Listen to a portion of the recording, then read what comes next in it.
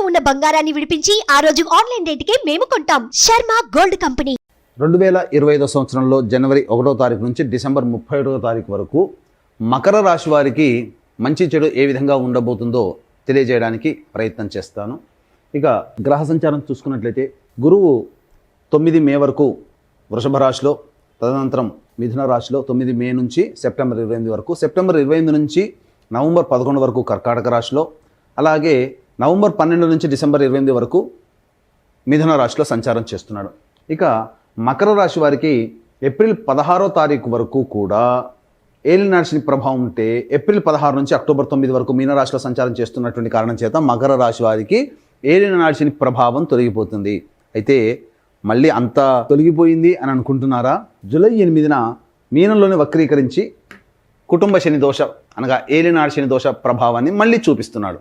మళ్ళీ ఎప్పటి నుంచి? జూలై 8 నుంచి అక్టోబర్ 9 వరకు. మళ్ళీ కుంభరాశిలోనే వక్రీకరించి మళ్ళీ ఏలినాటి శని ప్రభావం. కాబట్టి కొన్ని రోజులు మాత్రమే మకర రాశి వారు ఏలినాటి శని దోషం నుంచి తప్పించుకుంటారు. మళ్ళీ మిగతావన్నీ కూడా ఈ యొక్క సంబంధించినటువంటి ఏలినాటి శని దోషాన్ని మళ్ళీ తిరిగి పొందుతున్నారు. కాబట్టి గతంలో వల్లే మకర రాశి వారికి కూడా ఈ ఏలినాటి శని దోష ప్రభావం తొలగిపోతుంది అనేటువంటి మాట కొంతవరకు నిజము. చాలా మటుకు తొలగిపోకుండా మళ్ళీ శని ప్రభావాన్ని కంటిన్యూ అవుతుంది.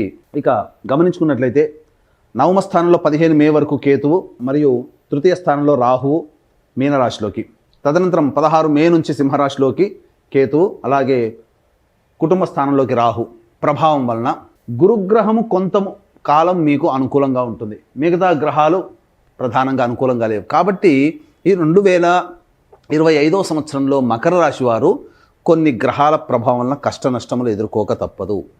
కాబట్టి సిద్ధంగా ఉండండి. సమస్యలు ప్రతి మానవుడికి వస్తాయి, కానీ కొన్ని రోజులు, కొన్ని నెలలు అనుకూలంగా ఉంటాయి. ఏ నెలలో అనుకూలత ఉంటుంది, ఏ నెలలో అనుకూలంగా ఉండదు, ఎప్పటి నుంచి ఎప్పటి వరకు మంచి స్థితిగతులు ఉంటాయనే విషయాల గురించి క్లుప్తంగా తెలియజేసుకుందాం. ముందుగా ఈ మకర రాశిలో జన్మించినటువంటి కేంద్ర రాష్ట్ర ప్రభుత్వ ఉద్యోగస్తులకి తక్కువ అనగా ప్రమోషన్స్ అనేటువంటివి ఉంటాయి. కానీ ఊహించినటువంటి ప్రమోషన్స్ కాకుండా తక్కువ స్థాయికి మీరు బదిలీపై వెళ్ళడం జరుగుతుంది. కోరుకున్న చోటికి బదిలీలు కావాలనుకున్నప్పుడు చాలా కష్టపడాలి. అధికారుల యొక్క అనుగ్రహం పొందడం కోసం చాలా కష్టపడితే తప్ప కోరుకున్న చోటికి బదిలీ అనేటువంటి జరగవు. ఇక ప్రైవేట్ రంగంలో వర్క్ చేస్తున్నటువంటి మకర రాశిలో జన్మించినటువంటి స్త్రీ పురుషులు ఎవరైనా కానీ చాకచక్యముతో, లౌక్యంతో వ్యవహరిస్తూ అధికారులని మెప్పుకోలు కోసం ప్రయత్నిస్తూ పని చేసుకోవాల్సిందే. కాబట్టి మనము ఎక్కువ అనేటువంటి అహం ఎప్పుడైతే వస్తుందో ఈ మకర రాశి వారికి ప్రైవేట్ ఉద్యోగంలో ఇబ్బందులు అనేటువంటి ఎదుర్కోక తప్పదు. నూతన ఉద్యోగం కోసం వెతుక్కోవాలనే ఆలోచన వస్తుంది, కానీ ఆ ఆలోచన ఎలాంటి సందర్భంలో మనం చేసుకోవాలి, ఎప్పుడు నూతన ఉద్యోగం కోసం మారాలనేటువంటి విషయాల గురించి కూడా మీకు తెలియచేయడం జరుగుతుంది. ఇక ఈ రంగంలో జన్మించినటువంటి ప్రధానంగా రాజకీయ రంగంలో ఉన్నటువంటి ప్రముఖులు, మకర రాశిలో ఉన్నటువంటి రాజకీయ ప్రముఖులు ఎవరైతే ఉంటారో ప్రజాదరణ అంతగా లభించక ఇబ్బంది పడుతూ ఉంటుంటారు. ముఖ్యంగా సంపాదించిన సొమ్ము ఖర్చు అయిపోయినా, ఏ పదవి రాలేదని భంగపాటు ఉన్నా, పెద్దల యొక్క అనుగ్రహం, రాజకీయ రంగంలో పెద్దల యొక్క అనుగ్రహం ఉండడం చేత స్టే అవ్వగలుగుతారు, అనగా నిలబడగలుగుతారు. ఇది గుర్తుపెట్టుకోండి. ఈ రాశిలో జన్మించినటువంటి సినీ రంగ ప్రముఖులు ఎవరైతే ఉంటారో, అనగా సినీ రంగంలో ఉన్నటువంటి వాళ్ళు, 24 ఫ్రేమ్స్లో వర్క్ చేసేటువంటి వాళ్ళు, టీవీ సీరియల్స్, టీవీ రంగంలో పనిచేసేటువంటి వాళ్ళు, అలాగే ఎలక్ట్రానిక్ ప్రింటింగ్ మీడియాలో ఉన్నటువంటి వాళ్ళు, సోషల్ మీడియా రంగంలో ఉన్నటువంటి వాళ్ళకందరికీ కూడా ఆశించిన మేర శుభ ఫలితాలు అనేటువంటివి కలుగుతాయి. ప్రజాదరణ కలిగినటువంటి ప్రాజెక్టులో మీరు ఉంటారు. ఆదాయం సామాన్యంగా ఉంటుంది, కానీ ప్రజాదరణ హెచ్చుగా ఉంటుంది. కాబట్టి మంచి పని అని ఆలోచన చేసుకొని మంచి వాటిని మీరు ప్రాజెక్టులు తీసుకొని ముందుకు వెళ్ళవచ్చు. అయితే ఇక్కడ ప్రధానంగా ఏ గ్రహాలు మనకు అనుకూలంగా ఉన్నాయి, ఎందుకు మనకు ఈ చెప్పినటువంటి విధానాలు ఉన్నాయి అనేటువంటి విషయాన్ని కనుక చూసుకున్నట్లయితే, ముఖ్యంగా గురువు గారి దగ్గర నుంచి మనం ప్రారంభం చేద్దాం. మే 9 వరకు గురువు పంచమ రాశిలో సంచారం చేస్తూ వృషభ రాశిలోనే ఉన్నాడు. మళ్ళీ ఈ మార్చి వరకు కూడా గురువు వక్రీకరించి చతుర్థ స్థాన ఫలితాన్ని ఇస్తున్నాడు. కాబట్టి అంత దోషప్రదుడేమీ కాదు. 9 మే తర్వాత సెప్టెంబర్ 28 వరకు మిథున రాశిలో సంచారం చేస్తున్నారే ఈ గురువుల వారు, వారి వల్లనే కొన్ని సమస్యలు వస్తాయి. ఈ యొక్క ద్వాదశ రాశుల్లో మకర రాశి వారికి అత్యంత ప్రమాదకారి గురువు. కాబట్టి ఏమవుతుంది, గురువు మిథున రాశిలోకి సంచారం మే 9 నుంచి సెప్టెంబర్ 28 మధ్య కాలంలో ఉన్నప్పుడు ఏం జరుగుతుంది అని అంటే, సమస్యలు అక్కడే వస్తాయి. పెద్దల యొక్క సహాయ సహకారాలు రావండి. ఇంకొకటి, అన్నిటికంటే ప్రధానమైనటువంటిది, ఏ పని చేసినా ఆ పని సకాలంలో పూర్తి కాదు. విద్యార్థులకి కష్టకాలంగా ఉంటుంది ఈ సమయం. మే 9 నుంచి సెప్టెంబర్ 28 వరకు. అలాగే ధనం కోసం ఎవరికైనా ఈ సమయంలో మే 9 నుంచి సెప్టెంబర్ 28 మధ్య కాలంలో డబ్బులు ఎవరికైనా ఇచ్చారా, ఆ డబ్బు మీద ఆశ వదులుకోవాల్సిందే. ఎందుకనంటే కష్టములతో కూడుకున్నటువంటి రాబడి ఉంటుంది. ఈ సమయంలో కనుక డబ్బు ఇస్తే చాలా కష్టపడాలి. అలాగే అవసరానికి మేర ఖర్చులకు తగ్గట్టుగా డబ్బు చేతికి అందక అప్పులు చేయాల్సిన పరిస్థితి కూడా మే 9 నుంచి 28వ తారీఖు వరకు గురుగారి వల్ల కలగబోతున్నాయి. కాబట్టి ఈ యొక్క సంబంధించినటువంటి సమయంలో సంతానం కోసం ఎదురు చూస్తున్నటువంటి వాళ్ళకి కొంత చెడు వార్తలు వినాల్సినటువంటి పరిస్థితి, మిస్క్యారీస్ అవుతుండమో జరగవచ్చు. కాబట్టి జాగ్రత్తలు పాటిస్తే ఆ గురుగ్రహ ప్రభావం నుంచి బయటపడవచ్చు. గురువు అశుభుడే మే 9 నుంచి సెప్టెంబర్ 28 వరకు. కానీ దైవానుగ్రహానికి పొందే ప్రయత్నం కనుక చేస్తే ఆ గురువు కూడా మీకు యోగించడం జరుగుతుంది. తద్వారా ఇప్పటివరకు చెప్పుకున్న సమస్యలన్నీ కూడా యోగదాయకంగా మారుతాయని చెప్పవచ్చు. ఇక ప్రధానంగా ఎఫ్ఎంసీజీ రంగము సంబంధించి జనరల్ స్టోర్స్, సూపర్ మార్కెట్స్ నడిపేటువంటి వాళ్ళు, బోర్డింగ్ అండ్ లాడ్జింగ్ నడిపేటువంటి వాళ్ళు, రెస్టారెంట్స్ నడిపేటువంటి వాళ్ళు, అలాగే ఎడ్యుకేషనల్ బిజినెస్లో ఉన్నవాళ్ళు, జ్యువెలరీ రంగంలో ఉన్నటువంటి వాళ్ళు, తీర్థయాత్రలు బిజినెస్లు, పూజా స్టోర్స్ నడిపేటువంటి వాళ్ళు, వీళ్ళైతే ఎవరైతే ఉంటారో ఏవైనా మీ ప్రణాళికలు ఏవైతే ఉంటాయో మే 9 లోపలనే చేసుకోవడానికి ప్రయత్నం చేయండి. అనుకూలంగా ఉన్నటువంటి సమయం మే 9 నుంచి సెప్టెంబర్ 28 వరకు అనుకూలత లేదు. మరి సెప్టెంబర్ 28 తర్వాత గురువుగారి పరిస్థితి ఏంటి? మకర రాశి వారికి గురువు సెప్టెంబర్ 28 నుంచి నవంబర్ 11 45 రోజుల పాటు యోగదాయకంగా ఉంటున్నాడు. చక్కగా ఉంటుంది ఈ సెప్టెంబర్ 28 నుంచి నవంబర్ 11 వరకు. ఇక మళ్ళీ నవంబర్ 12 నుంచి డిసెంబర్ 25 వరకు, డిసెంబర్ సంవత్సరం మొత్తం కూడా చూసుకున్నట్లయితే గురువు కర్కాటక రాశిలో ఉన్న వక్రీకరించినటువంటి ఫలితం చేత మళ్ళీ మిథున రాశి ఫలితాలను ఇస్తాడు. తద్వారా ఏమవుతుంది, సంవత్సరం మొత్తంలో మే 9 వరకు, మళ్ళీ సెప్టెంబర్ 29 నుంచి నవంబర్ 11 45 రోజులు ప్లస్ మే 9 అనగా జనవరి, ఫిబ్రవరి, మార్చి, ఏప్రిల్ 120 ప్లస్ 45 165 ప్లస్ 9 అంటే మొత్తం కలిపి 175 రోజులు. అంటే సరి సమానంగా 6 నెలలు అనుకూలంగా ఉంటాడు గురువు, 6 నెలలు అనుకూలంగా ఉండడు. ఈ మే 9 నుంచి సెప్టెంబర్ 28 మధ్యకాలము, నవంబర్ 12 నుంచి డిసెంబర్ 28 మధ్యకాలం మాత్రం మీకు అనుకూలత ఉండదు. కాబట్టి ఈ యొక్క సమయంలో ధనపరమైనటువంటి, విద్యాపరమైనటువంటి, సంతానపరమైనటువంటి, అలాగే కీర్తి ప్రతిష్టలకు సంబంధించి ఈ సంబంధించినటువంటి పనులలో అనుకూలతకు సంబంధించినటువంటి అన్ని విషయాల్లో సమస్యలు ఏర్పడతాయి. సంతాన మూలకంగా ఖర్చులు, సమస్యలు పెరుగుతాయి ఈ సమయంలో. ఇది గుర్తుపెట్టుకోండి. ఇక శని భగవాన్ల వారి దగ్గరికి వద్దాం. శనివారు ఎలా ఉన్నారు? మకర రాశి నుంచి చూసుకున్నట్లయితే 16 ఏప్రిల్ వరకు ఏలిన నాటి శని ప్రభావం అనేటువంటిది మకర రాశి వారికి ఉంది. తదనంతరం సంతోషపడాలి. ఎందుకంటే ఏప్రిల్ 16 నుంచి అక్టోబర్ 9 వరకు మీన రాశిలోకి ఇక ఏలినాటి శని దోషం పోయిందండి, హ్యాపీ అని అనుకుంటామా? కానీ జూలై 8న మళ్ళీ వక్రీకరించి మళ్ళీ ఏలినాటి శని ప్రభావాన్ని ఇస్తున్నాడు. ఎప్పటి వరకు? జూలై 8 నుంచి అక్టోబర్ 9 వరకు.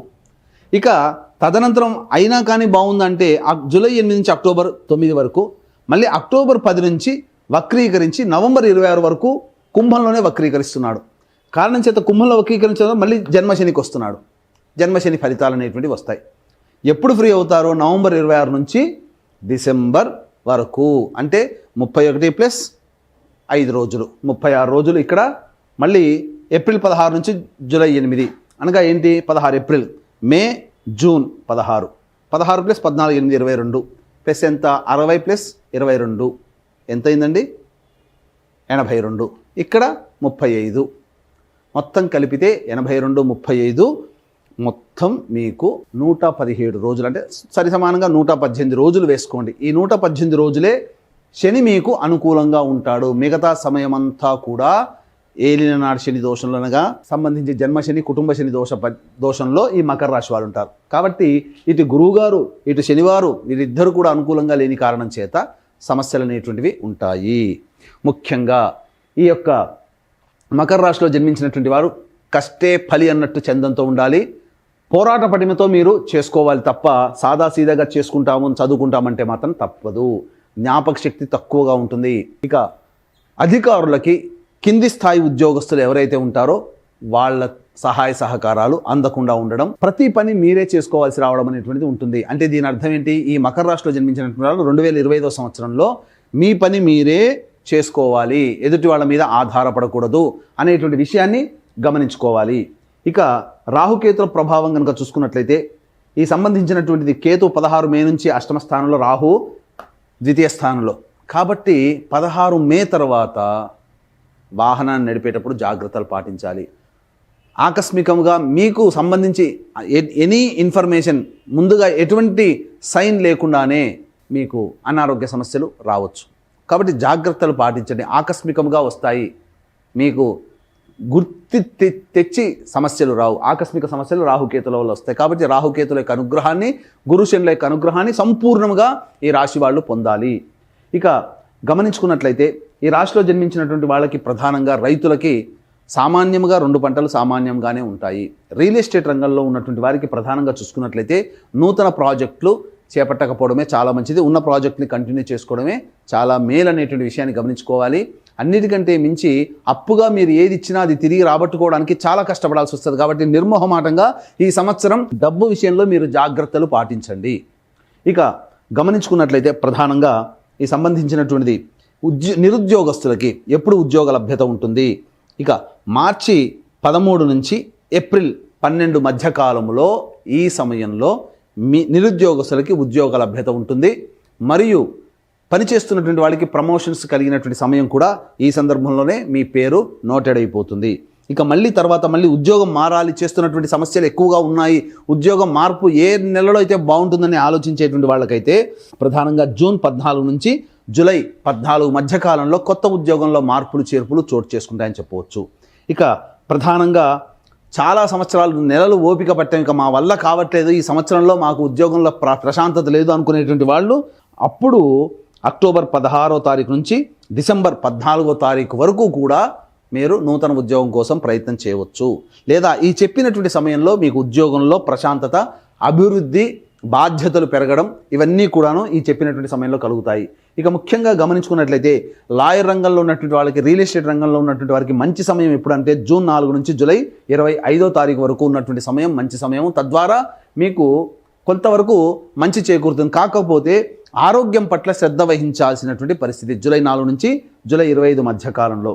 ఇక అన్ని విధాలుగా లాభదాయకంగా ఉన్నప్పుడు అక్టోబర్ 25వ తారీఖు నుంచి డిసెంబర్ 5వ తారీఖు వరకు ఉన్నటువంటి సమయం అన్ని విధాలుగా లాభదాయకంగా ఉంటుంది.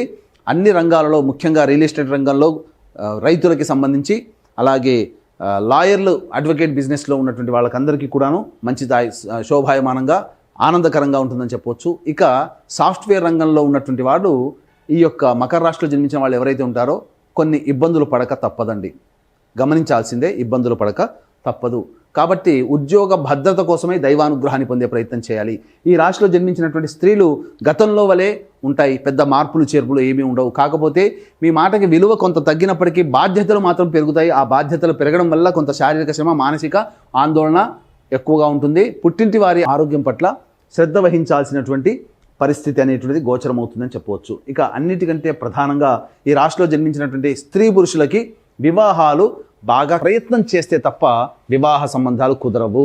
అయితే గమనించుకోవాల్సినటువంటి అంశం ఏంటంటే ఈ యొక్క మకర రాశిలో జన్మించినటువంటి వారికి ప్రధానంగా మే 9 నుంచి సెప్టెంబర్ 28 ఉన్నటువంటి మధ్యకాలంలో పెద్దల సహాయ సహకారాలు లేకపోవడము, అలాగే దంపతుల మధ్య, భాగస్వామ్య వ్యాపారస్తుల మధ్య విభేదాలు రావడం, ఇవన్నీ కూడా సమస్యలు ఉంటాయి. కాబట్టి లౌక్యంతో మౌనాన్ని వ్యవహరిస్తూ, లౌక్యాన్ని ప్రదర్శిస్తూ మీరు కనుక ముందుకు వెళితే చాలా మటుకు సమస్యలు తగ్గుముఖం పడతాయని చెప్పవచ్చు. ఈ యొక్క మకర రాశిలో జన్మించినటువంటి వారికి ప్రధానంగా వివాహం అయితే మీ భార్య లేదా భర్త, మీ కడుపున పుట్టిన సంతానం యొక్క జాతకాలు కూడా మీ మీద ప్రభావం చూపుతాయి. వివాహం కాకపోతే తల్లిదండ్రుల జాతకం మరియు తోడబుట్టినటువంటి వాళ్ళ జాతకం కూడా మీ మీద ప్రభావం చూపుతాయి. కాబట్టి కుటుంబ సభ్యులు ఎవరైనా కానీ అందరూ సంతోషంగా ఉండాలి. వాళ్ళ యొక్క సంకల్పం, మీ సంకల్పం ఈ 2025 సంవత్సరంలో నెరవేరాలి అనేటువంటి ఒక సదుద్దేశంతో, దైవానుగ్రహం మకర రాశి వారికి అందరికీ అందించాలనేటువంటి ఒక సదుద్దేశంతో ఈ జాతకరీత్యా కలుగు విద్య, వివాహ, ఉద్యోగ, దాంపత్య, సంతాన, అనారోగ్య సమస్యల నివారణకి ఈ 12 రాశుల వారికి కూడా శని దోషము ఉంటుంది. కాబట్టి శని దోష నివారణ హోమాలలో భాగంగా సర్వదోష నివారణ హోమాలు మీ యొక్క సంకల్పం సిద్ధించాలనేటువంటి ఉద్దేశంతో ప్రతి నెల ఒక్కొక్క పుణ్యక్షేత్రంలో ఈ యొక్క జనవరి 1 నుంచి డిసెంబర్ 31 వరకు 12 నెలల్లో 12 క్షేత్రాలలో మీ గోత్రనామాదులతో, మీ కుటుంబ సభ్యుల గోత్రనామాదులతో సర్వదోష నివారణ పూజల హోమాలు అనేటువంటివి చేయించడం జరుగుతుంది. దీనికి శ్రీకాళహస్తిలో కానీ శ్రీశైలంలో కానీ జనవరి 13వ తారీఖు రోజున ఏర్పాటు జరుగుతుంది. అవకాశం ఉన్న వాళ్ళు కార్యక్రమ తదనంతరం కాంటాక్ట్ చేసి మీ కుటుంబ సభ్యుల గోత్రనామాలు రిజిస్ట్రేషన్ ఎలా చేసుకోవాలో తెలుసుకోగలరు. ఇక తండ్రి వైపు 6 తరాలు, తల్లి వైపు 3 తరాలు, భర్త వైపు 6 తరాలు, భార్య వైపు 3 తరాల్లో ఏవైనా దుర్మరణాలు ఉన్నా, liver failure, kidney failure, cancer రోగాలతో లేదా 60 సంవత్సరాల లోపల మీ కుటుంబ సభ్యులు ఎవరైనా మరణించినా వాటిని పితృదోషం లేదా పితృశాపం అంటారు. కాబట్టి ప్రతి నెల పితృదోష నివారణ పూజలు మన పీఠం ఆధ్వర్యంలో జరపబడుతున్నాయి. వాటి వివరాలు కూడా మీ కార్యక్రమ తదనంతరం కాంటాక్ట్ చేసి తెలుసుకోవచ్చు. ఇక ఈ సంబంధించినటువంటి మకర రాశిలో జన్మించినటువంటి వారు ప్రధానంగా సమస్యల ఎదురైనప్పుడు సమస్యల నివారణ కోసం లేదా చక్కగా ఈ 2025లో ఆనందంగా ఉండాలనేటువంటి భావించేటువంటి వాళ్ళు ప్రతిరోజు దత్త అష్టకం, కాలభైరవాష్టకం, రుద్ర కవచం రోజుకి 3 సార్లు పఠించండి. ఈ ప్రతిరోజు చేస్తున్న దీనికి విభిన్నంగా మీ యొక్క జీవితం ఉన్నట్టయితే మీ జన్మజాతకంలోని నడిచేటువంటి గ్రహ దశాంతర్దశల ప్రభావాలు కావున దగ్గరలోని మంచి ఉపాసనా పరులైనటువంటి జ్యోతిషుల్ని సంప్రదించి వారి సలహాలు సూచనలు పాటించి మరింత మెరుగైన జీవితాన్ని పొందుతారని ఆశిస్తూ సర్వం శ్రీ ఉమామహేశ్వర పరబ్రహ్మార్పణమస్తు.